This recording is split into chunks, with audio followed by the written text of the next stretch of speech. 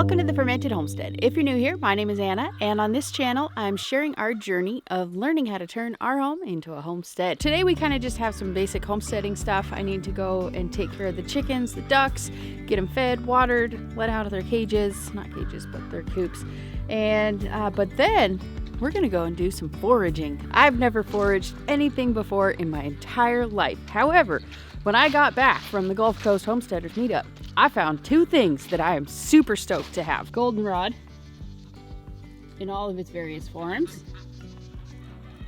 Plenty of it all down the fence line. There's a ton of it over by the chicken coop. Like, we are in goldenrod. And go figure, it's November 1st. And some bloomin' mullein.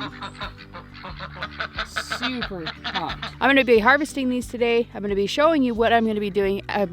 Bearing in mind, like I said, first time ever, never foraged anything, don't have a clue what I'm doing. I'm gonna bring you along and show you all the amazingness and all the screw ups that I do, like I always do. Let's go take care of the animals so we can get to actually harvesting. Also along those lines, my property is filled with all kinds of weeds that I don't have a clue what they are. So I think we're also gonna wander around just a little bit. I'm not willing to venture too far away from home just yet, but I know there are things like pokeberry. I know that those are supposed to be super duper poisonous, but according to Daryl Pattinson, they're actually, when used in moderation and correctly, they can actually be an insanely potent medicinal herb. So, or plant thing. I don't know what you call these things, I'm new. Oh, but also I'm not gonna harvest it. I just know that it's a thing and we have a lot of it. I am not yet to the level where I'm willing to challenge, where I'm willing to take that on. So we're just gonna go with the things that are known to be very safe and effective, but like really not like the pharmaceutical commercials, but like, you know, the God made it in nature and people know it. I'm gonna stop talking.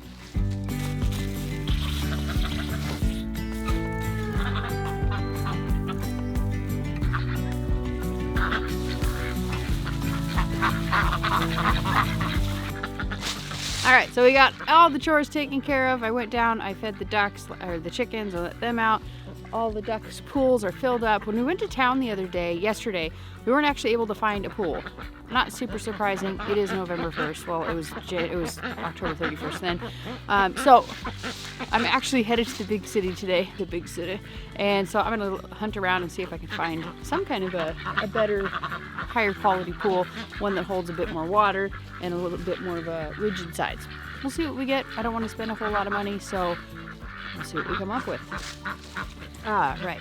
And these things right here, they're like barbs that just keep like going into my clothes. I don't know where they're coming from, but they look like marigold seeds, but they're barby. Like they stab you.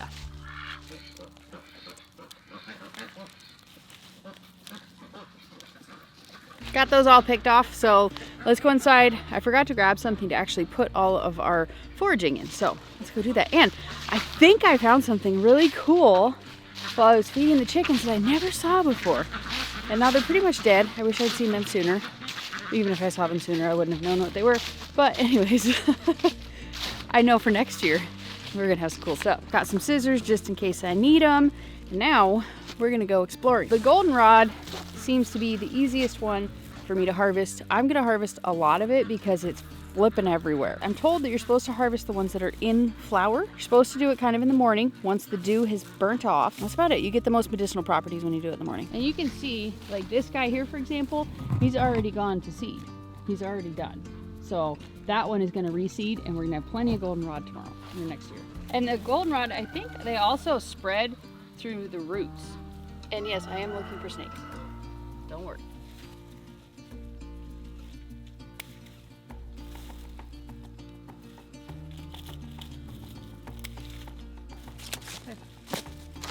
So I was able to get these, and I left.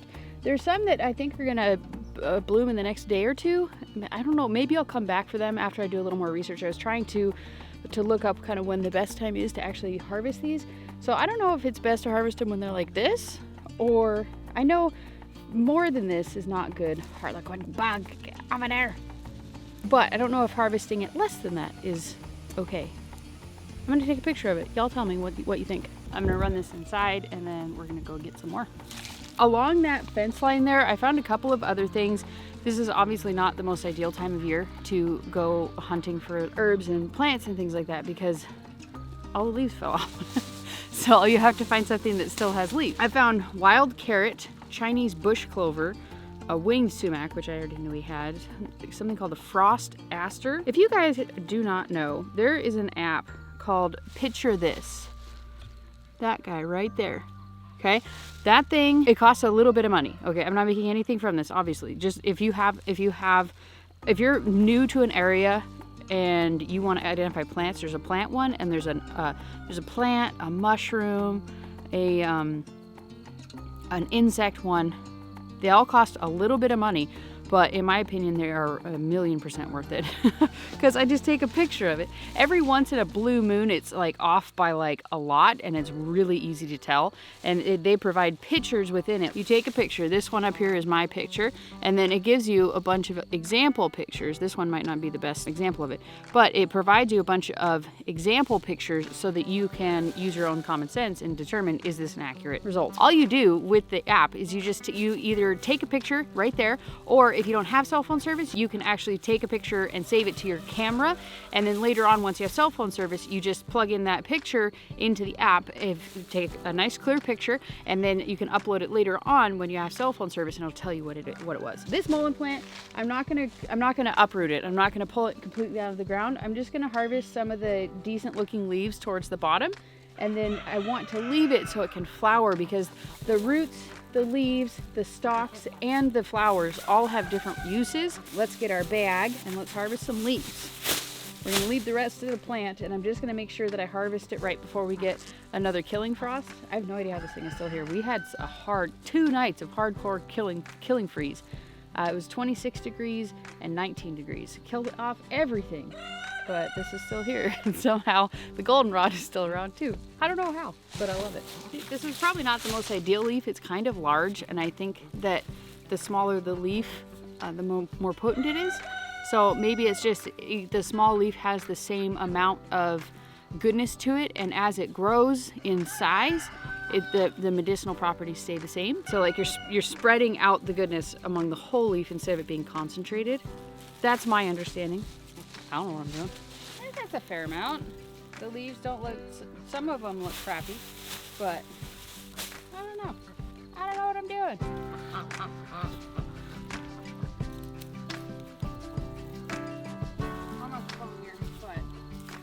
You can kind of see here, this is what like an aged goldenrod looks like. This would probably be something, from what I'm gathering, this is something that you would want to harvest the roots from, because it says to do it from a strong plant that is several years old. So this would probably be the perfect candidate for harvesting the roots. But I'm gonna leave it and let it go for next year. I'd rather just leave it there, and then if I find another perfect candidate somewhere that's not going to be difficult, because there's a bunch of cattle panels and everything under there, and it's just going to be difficult to get to the roots. So if I find one somewhere else, I'll get it. If not, I won't get it.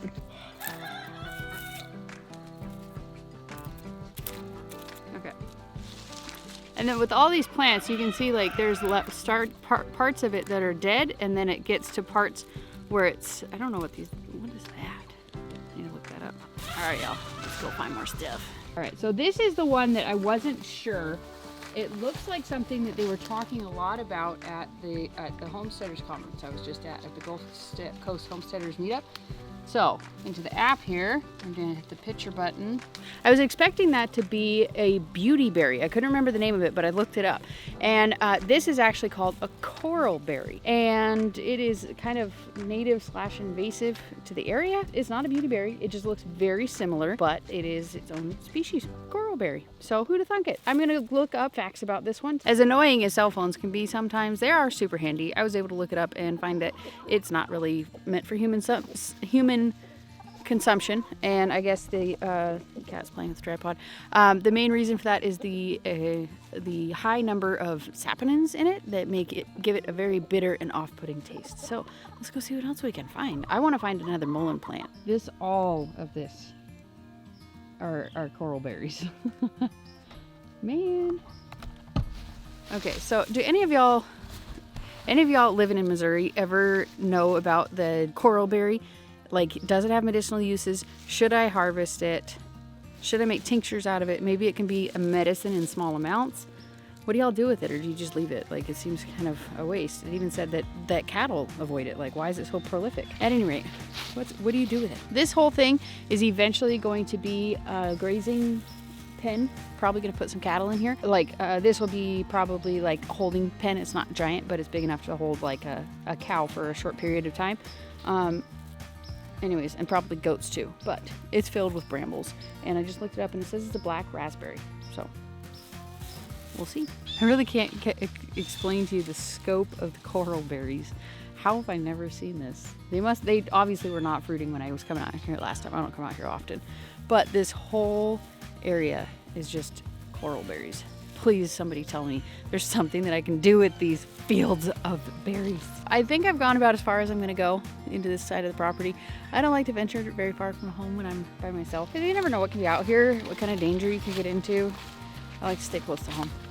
So let's go a little bit further in two other directions from the house, see what else we can find. The nice thing about when you're hunting for mullein, you can see it really far away. So a good one. You can see a second year mullein pretty far away. Look what I found. First year. It's coming. Coming for you next year, buddy. I wandered all around. I didn't really find anything else that I thought was worth trying to figure out what it was.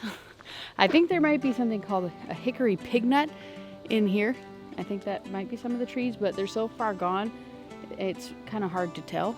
I also found some blackberries down there. I think it was a Hungarian blackberry. I'm not too sure. But that is not a sassafras. So there's narrow leaf plantains here and something called bitter dock. So, and that's just here in the ditch by my house. So it should be kind of interesting. We'll be able to find, oh, what are these pretty things? Virginia pepperweed. Every part of the Virginia pepperweed plant is edible and has a peppery taste. This plant can be used as a substitute for black pepper. That's this little guy right here. Virginia pepperweed. I'm so excited. This app, seriously, I know I'm like writing a love poem to this app, but it has saved me so much headache. Can you imagine trying to punch in something like the physical description of pepperweed and trying to come back with what it actually is on the internet? This thing, you just take a picture of it, use your common sense to make sure it's accurate. There's one that said that it was a sassafras, and I was like, that ain't sassafras, because it gave me a picture of a sassafras, and that was not a sassafras.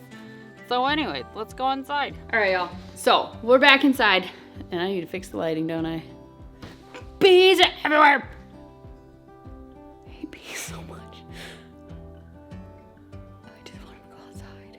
We got our goldenrod, and this is the first batch. I kept the second harvest separate. I tried so hard to get the bugs out. Clearly, it only kind of worked. I just got the big bugs. Okay, so I kept the second batch separate because it had that like coppery, I don't know what you call it. It was like yellow bumps all over it. So I kept that one separate.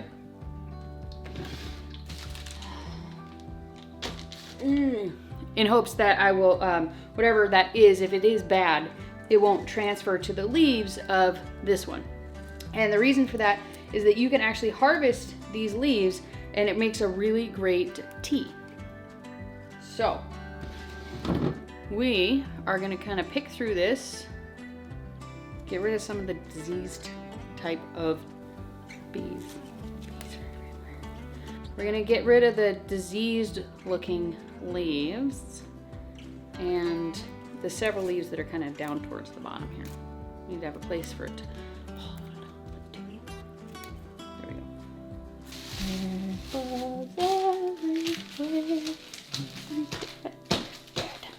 I feel like this is better, so we'll go with it. Ew. One of the cool things about going to these kind of expos and like homesteader events. Like, I really enjoy going to them for a lot of reasons. The main one is just meeting people. Like, I really enjoy hanging out with my group of friends that I have, as well as meeting new people and learning so much. But like, everybody's just there to share their knowledge for the love of it. Like, they just love sharing their experience. It's a great place to network, to meet people, you know, and learn stuff you never would have otherwise.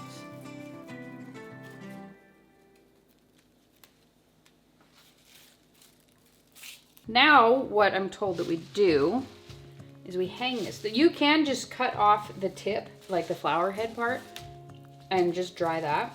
I've seen people do that. But it seems more useful to be able to harvest the leaves too, because they're great for tea. I don't drink a lot of tea, but I feel like if it's medicinal and it tastes good, I probably would. There we go.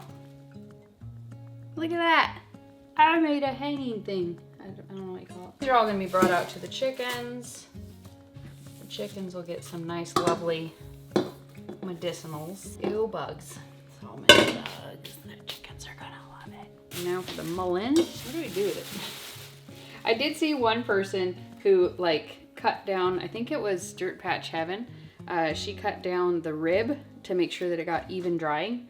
But I feel like I need to look for just a moment and discover how to hang these.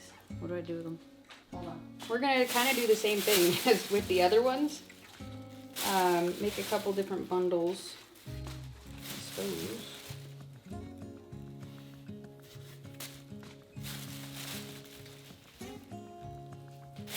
Okay, so some of these had like that rusty kind of color to them. Some of them are diseased. I don't mind the bug damage. It's just the disease that I don't care to save. I think I'm gonna do something a bit off the wall here. I'm just gonna kind of cut this down.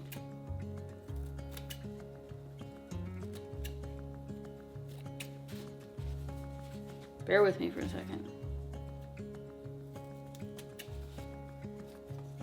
Now I kind of gave it a stem. Like I said, I don't know what I'm doing. I don't care. We're just doing what we're doing here. I figure that'll help with the airflow. And then I'm gonna hang it up.